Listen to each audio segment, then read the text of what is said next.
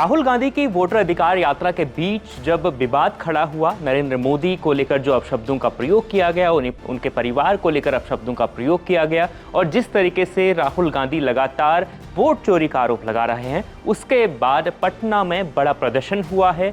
Bharatiya Janata party के कार्यकर्ताओं ने कांग्रेस के खिलाफ प्रदर्शन किया है। ये पहली बार आप देख रहे होंगे कि कोई सत्ता में बैठी हुई पार्टी विपक्ष के खिलाफ प्रदर्शन कर रही है। यानी पटना में भारतीय जनता पार्टी के कार्यकर्ताओं ने कांग्रेस दफ्तर के बाहर बड़ा प्रदर्शन किया है और वहां पर झंडा युद्ध देखने को मिला। झंडा युद्ध कैसे? देखिए, बीजेपी के कार्यकर्ता हैं, कांग्रेस के कार्यकर्ता हैं। इस वीडियो में आप देखिए, एक तरफ बीजेपी के कार्यकर्ता हैं, दूसरी तरफ कांग्रेस के हैं।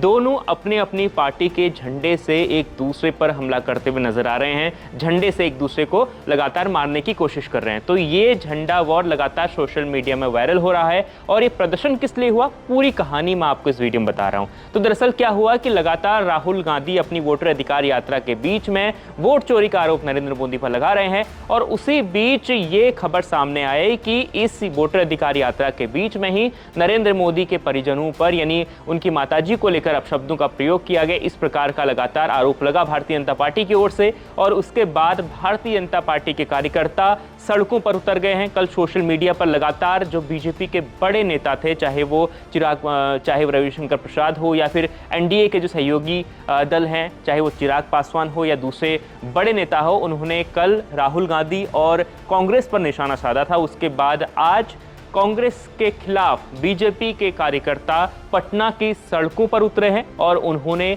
बीजेपी के कार्यकर्ताओं ने कांग्रेस के खिलाफ बड़ा प्रदर्शन किया है और उसी बीच ये झंडा वॉर देखने को मिला है। एक दूसरे के झंडे से एक दूसरे को मारते हुए नजर आ रहे हैं अपने अपने झंडे से और भारी भरकम भीड़ जमा हुई है पटना की सड़कों पर।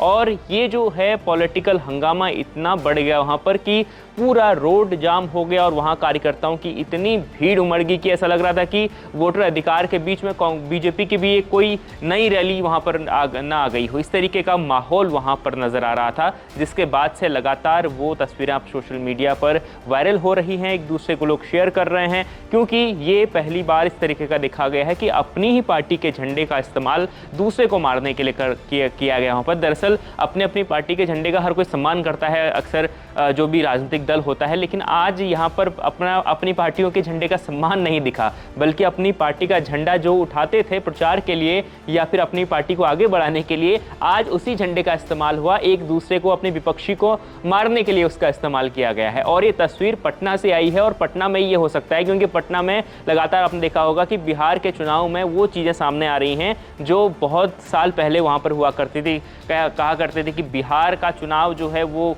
आसान नहीं होता, क्योंकि जब 3 या 4 राज्यों में चुनाव होते हैं तो इतनी चर्चा 3 या 4 राज्यों के चुनाव की भी नहीं होती है जितना इकलौते बिहार के चुनाव की चर्चा हो रही है। और बिहार के चुनाव जो हैं लगातार जैसे जैसे चुनाव नज़दीक आ रहा है, भी तारीखों का कुछ दिन बाद ऐलान हो जाएगा और चुनाव की तारीखें नज़दीक आने से पहले लगातार ये हो हल्ला हंगामा वहाँ पर हो रहा है। अब जैसे प्रकार से राहुल गांधी ने एक शुरुआत कर दी है कि वोटर यात्रा निकाल कर तेजस्वी और राहुल जिस तरीके से अटैकिंग मोड पर हैं, तो उसके बाद से ये बिल्कुल नजर आ रहा है कि अब बिहार में जो है चुनावी हंगामा और बढ़ने वाला है। अब बीजेपी कि अभी तक जो बातचीत थी वो शीट शेयरिंग को लेकर, वो लोग थोड़ा सा बैठे हुए थे, शीट शेयरिंग को लेकर डिस्कशन चल रहा था। फिर कल शाम को खबर आई कि बीजेपी और जेडीयू और चिराग पासवान की पार्टी एलजेपी और साथ में जो हम और उपेंद्र कुशवाहा की पार्टी है उनके बीच में हो गई है शीट शेयरिंग को लेकर बातचीत। तो उसके बाद अब वो भी मैदान पर उतर गए हैं और उन्होंने कांग्रेस को अब करारा जवाब देना शुरू कर दिया है। ये झंडा वॉर देखिए, झंडा किस तरीके से झंडा उठाकर एक दूसरे को मारा गया है